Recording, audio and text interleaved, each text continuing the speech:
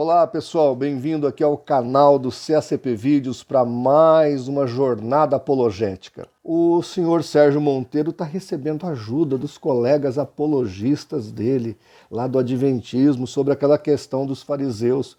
Parece que aquilo está gerando uma certa celeuma no arraial adventista, e aí apareceu aí um certo apologista, que eu não costumo mencionar o nome, e ele disse que acha um absurdo essa ideia de eu estar insistindo nesse assunto, que segundo eles já estaria resolvido.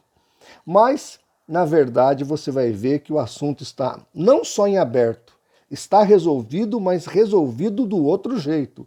Ou seja, os fariseus, todas as evidências, como disse Jacob Neusner, indicam que eles criam na imortalidade da alma. E não só isso, a Bíblia Sagrada mostra claramente que a alma, entre a morte e a ressurreição, ficava consciente no paraíso. Eu vou mostrar tudo isso para você e o argumento do adventista amigo do Sérgio Monteiro depois da nossa vinheta.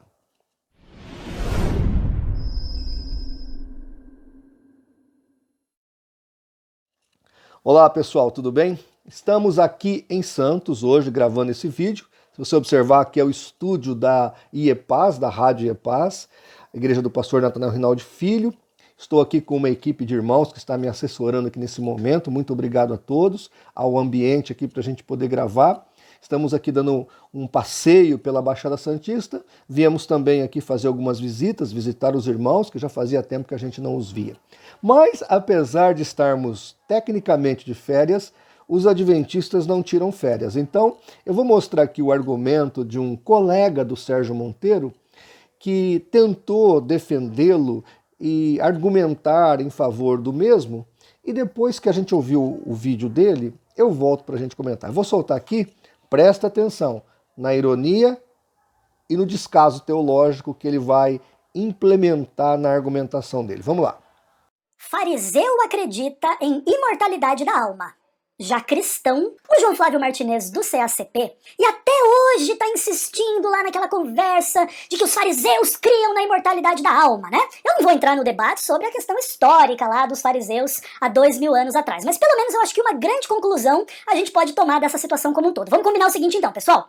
Fariseu, atualmente, crê na imortalidade da alma. Já cristão mesmo acredita que a alma que pecar, essa morrerá.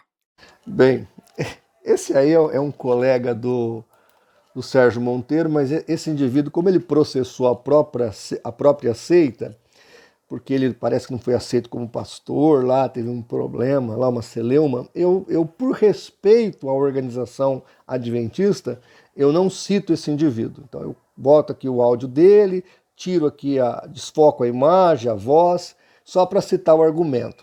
Mas o que eu achei interessante foi, primeiro, ele tentar defender o Sérgio Monteiro, mas sem citar fontes. Fazer um videozinho assim de alguns minutos. Ele podia vir a público e falar, eu também pesquisei o assunto, mas ele não sabe. Na verdade, o que ele sabe é o que está nos livros de teologia da Igreja Adventista do Sétimo Dia, ou seja, de que os fariseus eram imortalistas. Agora, qual é a ideia do senhor Sérgio Monteiro? É transformar a fé dos fariseus, a qual Paulo se identifica com o mesmo neste aspecto, na mesma do adventismo. O que o adventismo acredita? Ele acredita que a alma que morre é aniquilada. Ela para de existir entre o período da morte e da ressurreição. É muito importante entender isso, porque alguns usam o termo sono da alma, mas não é sono da alma. Alguns teólogos, até protestantes, acreditam que a alma se separa do corpo na morte, torna a Deus e fica repousando em Deus. Isso é uma doutrina. O adventismo e o jeovismo, que são as testemunhas de Jeová, não creem assim. Eles creem que a alma do indivíduo, quando o corpo biológico morre, ela é aniquilada junto com o corpo, o que não é bíblico. Agora, primeiro, ele usa aqui o texto de Ezequiel 18:4. Isso aí é uma coisa assim que dá até vergonha de ter que refutar isso de novo. Aqui no canal deve ter vários vídeos falando disso, mas já que a repetição é pedagógica, vamos então ser pedagógicos com os nossos amigos adventistas e jeovistas também. Ele cita Ezequiel 18:4, onde está escrito: eis que todas as almas são minhas. Como é a alma do pai, assim também a alma do filho é minha. A alma que pecar, essa morrerá. O texto e o contexto está se referindo ao momento do cativeiro babilônico e aonde os judeus daquele tempo estavam indignados, porque entendiam que estavam pagando pelo pecado da outra geração. E aí nós vemos a palavra do Senhor vindo em direção a esses homens judeus, a esses teólogos judeus da época que estavam tentando argumentar isso e desaprovando essa ideia, dizendo não, negativo.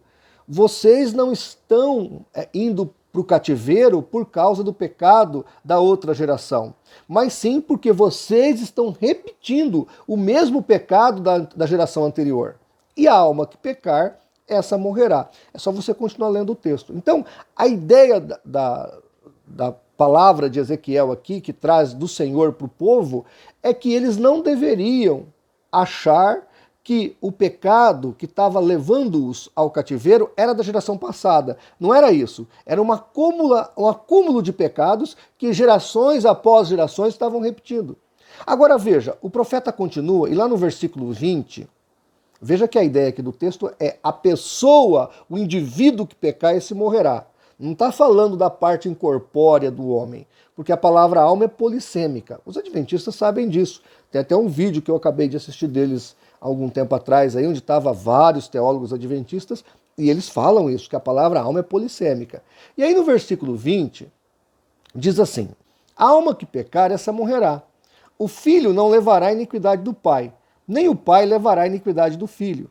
A justiça do justo ficará sobre ele, e a impiedade do ímpio cairá sobre ele.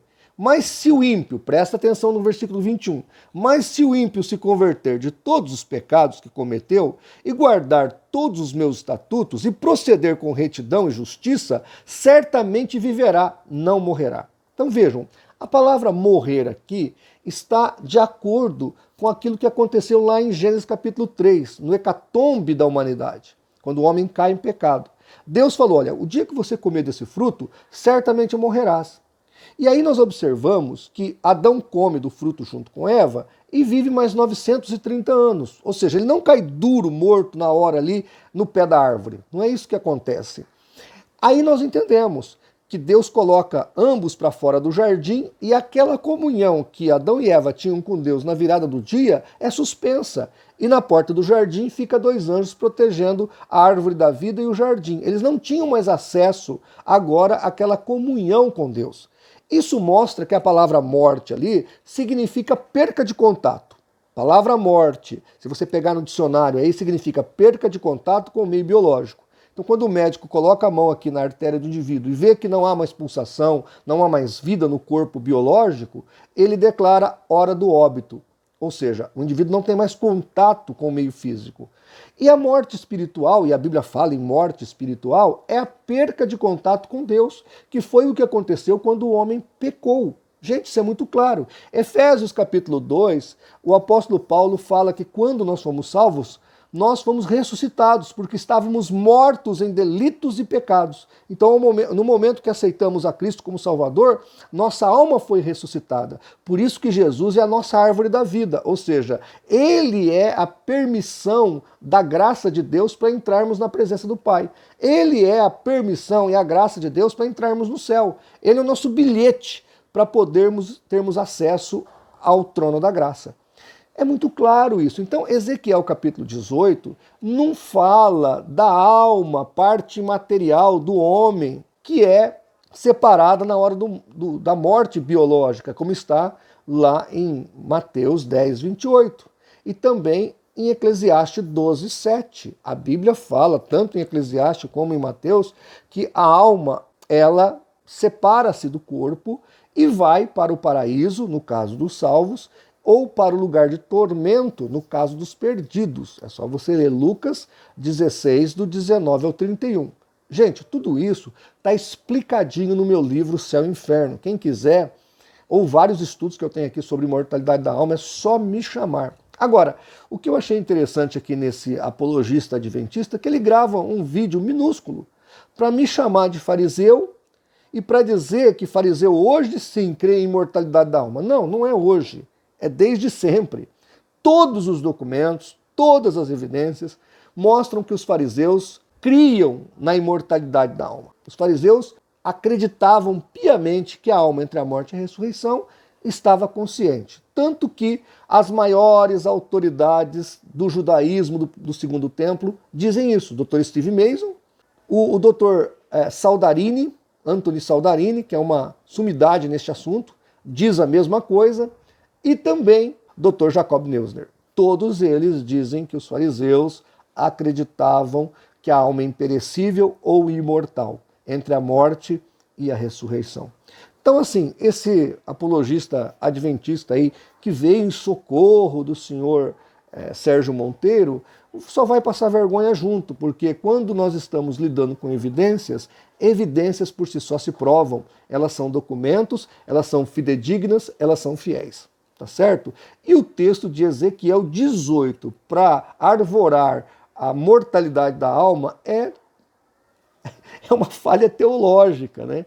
Se eu fosse defender a mortalidade da alma, jamais usaria o texto de Ezequiel 18, porque o texto e o contexto não dá para trabalhar esse assunto. Ali a ideia é a pessoa que pecar, esta morrerá. Tanto que esse morrer não é biológico, esse morrer. Esse morrer é espiritual, porque lá no versículo 20 e 21 fala que essa pessoa que está morta espiritualmente por acreditar na coisa errada, por fazer a coisa errada, pode se arrepender e pode se consertar com Deus. Ou seja, quem morre não tem como fazer isso. Se eu morri biologicamente no pecado, eu estou condenado para a eternidade. Eu tenho que me arrepender enquanto estou vivo. Ou seja, esse texto de Ezequiel 18 trata do indivíduo enquanto pessoa viva. Essa alma está viva, ela está em pecado, está morto, mas ainda está vivo biologicamente. Ele está separado de Deus. Quando ele se arrepende, então essa morte é cancelada e ele vive para Deus e ele restaura a sua comunhão através do arrependimento da fé. Muito claro isso no texto. Mas parece que quando a pessoa não quer entender, ela não entende mesmo por vontade própria. Tá bom, pessoal? Um vídeo rápido também, só para responder a questão. E eu lamento que eles insistem na mentira. E eu repito, quem quiser o material do Jacob Neusner em PDF, eu tenho todo o material dele, não só o dicionário, eu tenho todo o material dele em PDF. O material dele eu consegui num site free dos Estados Unidos, Freebook, é um site que distribui livros gratuitos. Tem lá uma opção, porque você pode assinar também o site, mas se você quiser lá, ele tem uma gama de material gratuito, você pode baixar. Tá certo? Nós não estamos cometendo nenhuma ilegalidade, estamos trabalhando com material que já é domínio público, e eu espero que você pesquise, que você faça chegue à sua própria conclusão desse assunto, tá bom? Um abraço e até o nosso próximo vídeo, se assim Deus permitir. Até mais!